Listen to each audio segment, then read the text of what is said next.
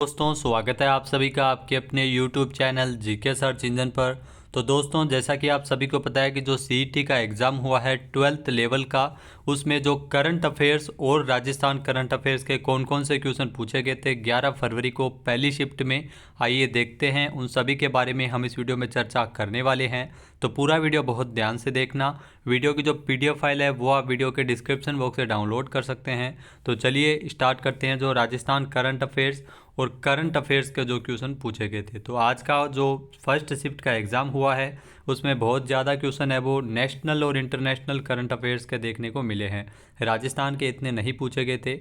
तो पहला जो क्वेश्चन पूछा गया था, भारत के चुनाव आयोग ने किसे अपना राष्ट्रीय प्रतीक यानी नेशनल आइकॉन नामित किया था। तो ये बहुत ही महत्वपूर्ण क्वेश्चन है। पंकज त्रिपाठी को इसमें नामित किया गया था, यानी कि सी ऑप्शन इसका बिल्कुल सही है। चुनाव आयोग के द्वारा वोटिंग प्रतिशत बढ़ाने के लिए पंकज त्रिपाठी को नेशनल आइकॉन बनाया था। जो मुख्य निर्वाचन अधिकारी है राजीव कुमार के द्वारा अक्टूबर 2022 में इसका ऐलान किया गया था। पंकज त्रिपाठी जो कई वेब सीरीज़ कई फिल्मों में कार्य कर चुके हैं और इनका मकसद है नेशनल आइकॉन बनाने का कि वोटिंग प्रतिशत बढ़ाना है, तो इसीलिए ये बनाया जाता है। नेक्स्ट क्वेश्चन है, हाल ही में बैंकॉक में आयोजित की गई Asia cup table tennis tournament में किसने टेबल टेनिस में कांस्य पदक जीता था। तो बहुत ही महत्वपूर्ण क्वेश्चन पूछा गया था। टेबल टेनिस टूर्नामेंट की अगर बात की जाए तो इसमें कांस्य पदक जीता था एशियाई खेलों में जो मनिका बत्रा ने, यानी कि डी ऑप्शन इसका बिल्कुल सही है। जी हाँ, टेबल टेनिस एशियाई कप 2022 जो टूर्नामेंट आयोजित हुआ था बैंकॉक में, जिसमें मनिका बत्रा ने एशियाई खेलों में कांस्य पदक जीतकर इतिहास रचा था।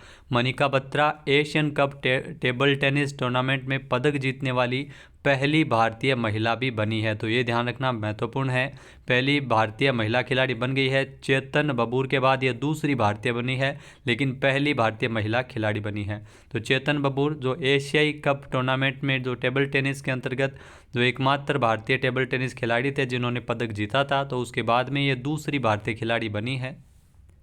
नेक्स्ट क्वेश्चन है, सितंबर 2022 में मेक इन इंडिया के कितने साल पूरे हो गए हैं। तो सितंबर 2022 मेक इन इंडिया के 8 साल पूरे हुए थे, यानी कि डी ऑप्शन इसका बिल्कुल सही है।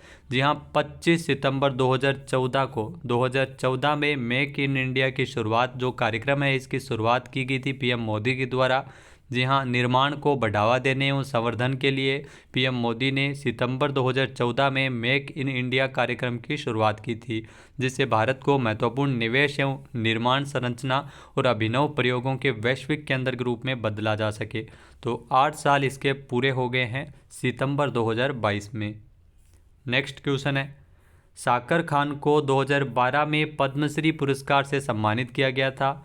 वे किस लोक वाद्य के सबसे बड़े प्रवक्ता थे। तो ध्यान रखना पद्मश्री जिन्हें मिला है और इनका आपको बता दें कि जो किस वाद्य यंत्र से उनका संबंध है। तो इस टाइप के क्वेश्चन बहुत सारे एग्जाम में बनते हैं। तो कामायचा लोक वाद्य यंत्र के सबसे बड़े प्रवक्ता थे जो पद्मश्री मिल चुका है साकर खान, जिनका निधन हो गया था।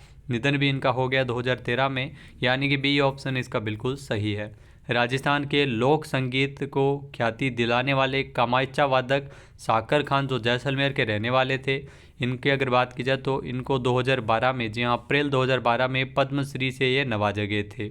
इनका 10 अगस्त 2013 को निधन भी हो गया था। तो कामायचा वादक थे।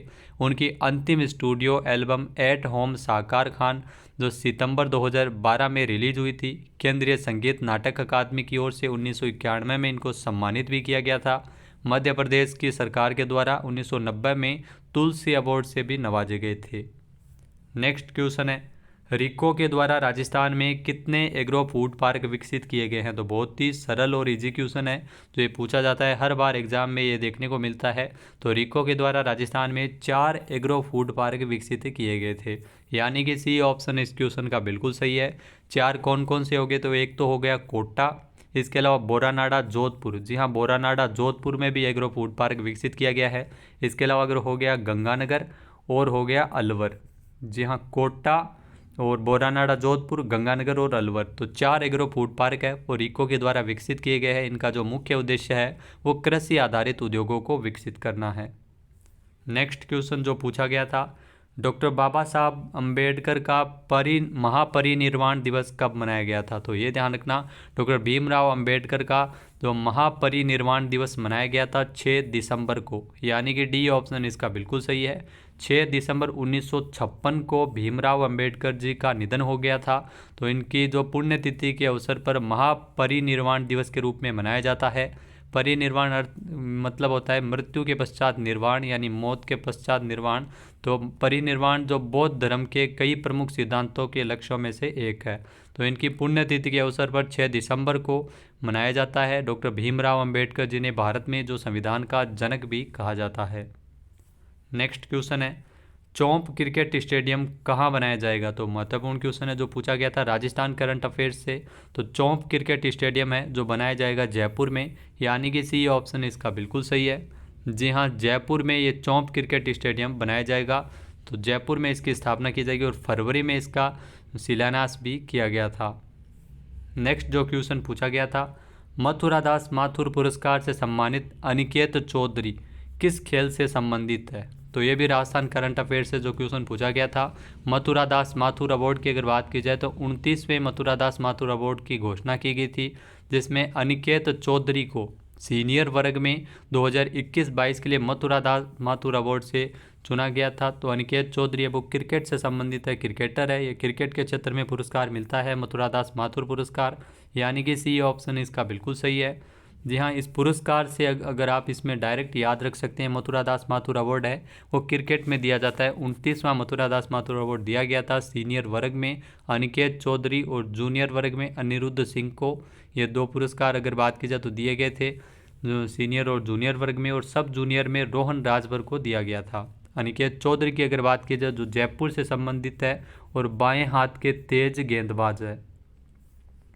नेक्स्ट जो क्वेश्चन पूछा गया था, 27 अक्टूबर 2022 को भारत में कौन सा पैदल सेना जो इन्फेंट्री दिवस मनाया गया था? तो 76वां ये इन्फेंट्री दिवस मनाया गया था, यानी कि सी ऑप्शन यहाँ पर बिल्कुल सही है। जी हाँ, जो 27 अक्टूबर को 76वां पैदल सेना दिवस इन्फेंट्री दिवस मनाया गया था। 27 अक्टूबर को पैदल सेना दिवस मनाते हैं।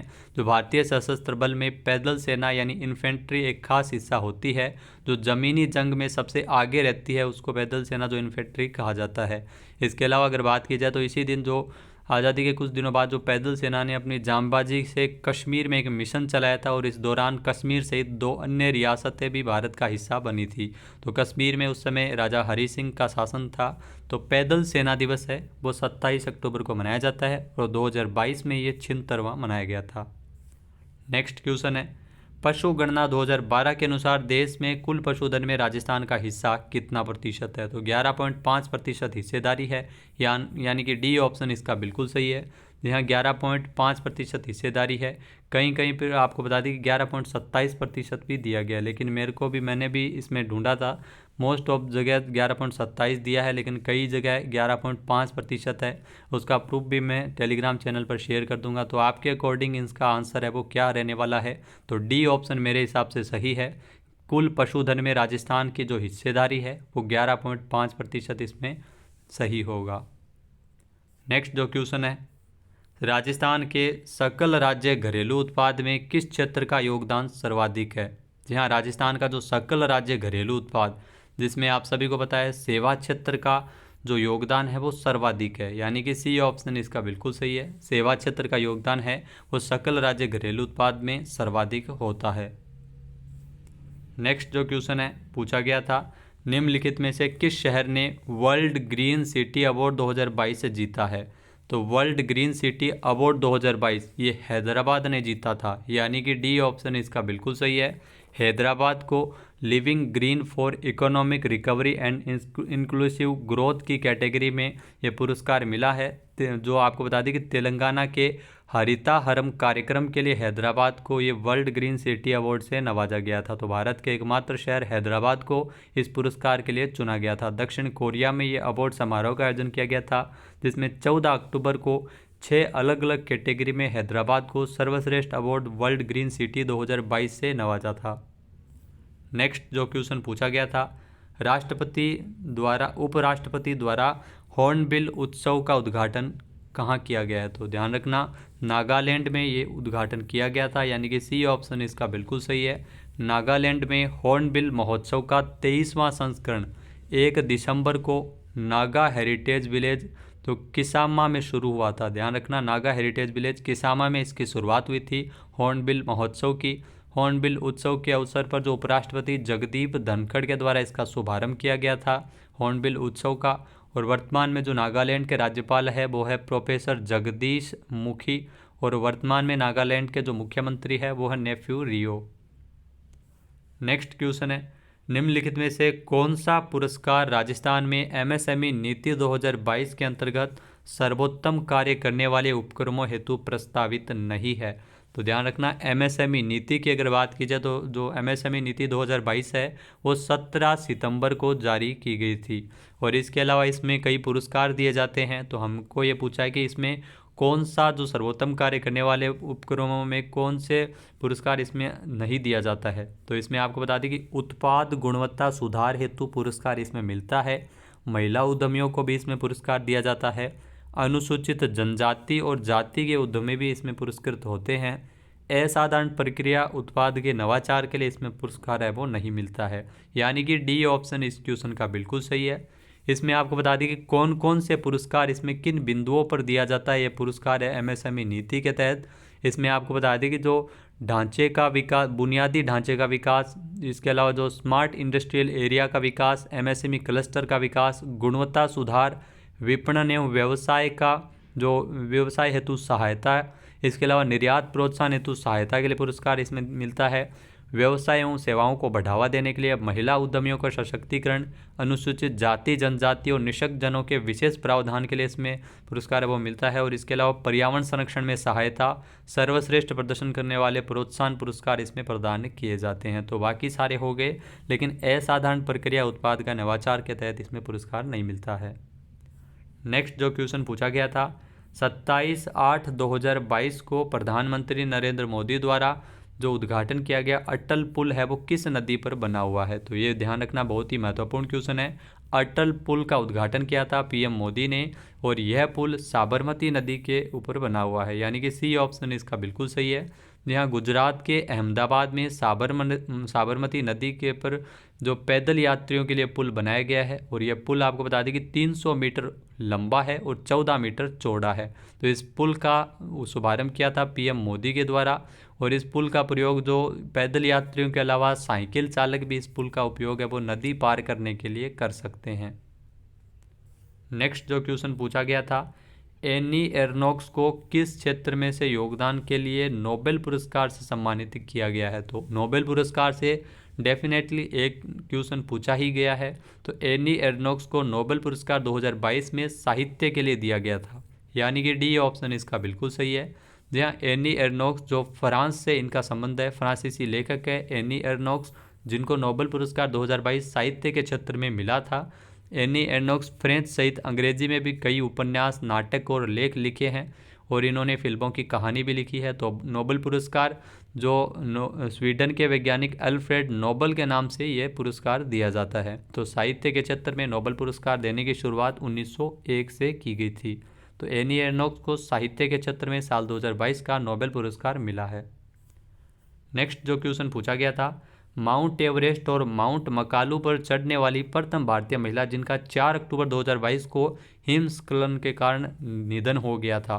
तो ध्यान रखना जो माउंट एवरेस्ट और माउंट मकालू पर चढ़ने वाली सविता कंसवाल का निधन हो गया था 4 अक्टूबर को, यानी कि बी ऑप्शन इसका बिल्कुल सही है। हिमस्खलन में निम की ट्रेनर है 26 वर्षीय सविता कंसवाल, जिनका निधन हो गया था। उत्तराखंड के उत्तरकाशी से इनका संबंध है। जी हाँ, उत्तराखंड के उत्तरकाशी से सविता कंसवाल का संबंध है, जिनका निधन हो गया था। इन्होंने आपको बता दी कि अक्टूबर से कुछ दिन पूर्व ही इन्होंने माउंट मकालू और माउंट एवरेस्ट पर चढ़ने वाली पहली भारतीय महिला बनने का इन्होंने राष्ट्रीय रिकॉर्ड भी बनाया था। नेक्स्ट जो क्वेश्चन पूछा गया था, राजस्थान में footwear design and development institute कहाँ स्थापित किया गया है। तो राजस्थान में footwear design and development institute की अगर बात की जाए तो जोधपुर में इसे स्थापित किया गया है, यानी कि सी ऑप्शन यहाँ पर बिल्कुल सही है। जोधपुर में इसकी स्थापना की गई है, और इसका जो उद्घाटन है वो 1 सितंबर 13 को जो उस समय मुख्यमंत्री थे अशोक गहलोत के द्वारा किया गया था। Footwear design and development institute की अगर बात की जाए तो इसे वाणिज्य और उद्योग मंत्रालय भारत सरकार द्वारा इसकी शुरुआत की गई है। जोधपुर में यह इंस्टीट्यूट स्थापित किया गया है। नेक्स्ट जो क्वेश्चन पूछा गया था, समाई माता क्षेत्र को पर्यटक आकर्षण केंद्र के रूप में विकसित किया जाएगा, यह कहाँ पर स्थित है? तो ध्यान रखना, समाई माता क्षेत्र है जिसे पर्यटक आकर्षण केंद्र के रूप में विकसित किया जाएगा और ये बांसवाड़ा में है, यानी कि डी ऑप्शन इसका बिल्कुल सही हो जाएगा। तो दोस्तों ये थे कुछ महत्वपूर्ण क्वेश्चन जो पूछे गए थे।